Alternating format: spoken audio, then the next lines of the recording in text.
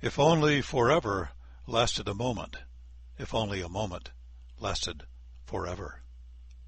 Things I have learned that don't make common sense, but seem true all the same. Number one, there's no such thing as a moment that lasts for just a moment.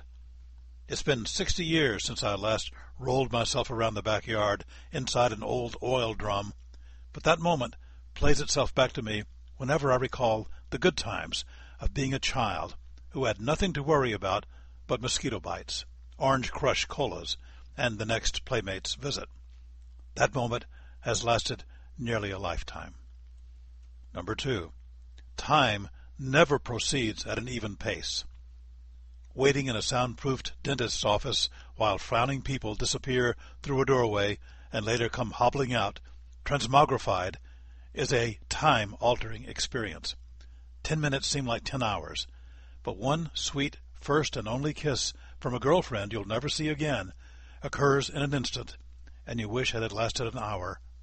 In green memory, it's still going on. 3. If you lose your car keys, it will only happen when you're late for something really important. The more frantically you search, the longer the keys stay lost. It's only later, when you don't need them at all, that you'll find them sitting in plain view just 5 inches from where you're used to seeing them. Number 4. When you're old, you still refer to old people, as if you're the exception. Even in her 80s, my mother hated to hang out with those old people because she'd never took a nap in her life and did not understand why anybody would. There was so much to do that could only be done while conscious. I'm always shocked when I find that old person over there is actually 10 years younger than me. Number 5.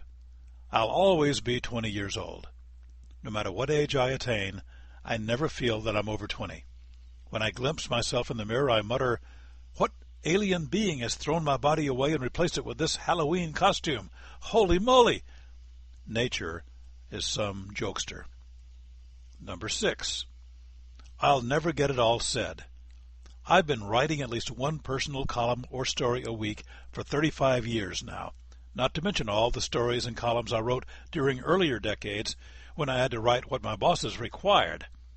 When I began writing solely what I wanted to write, I assumed I would write myself out, that all my thoughts and stories would be told, that there would be nothing more to say.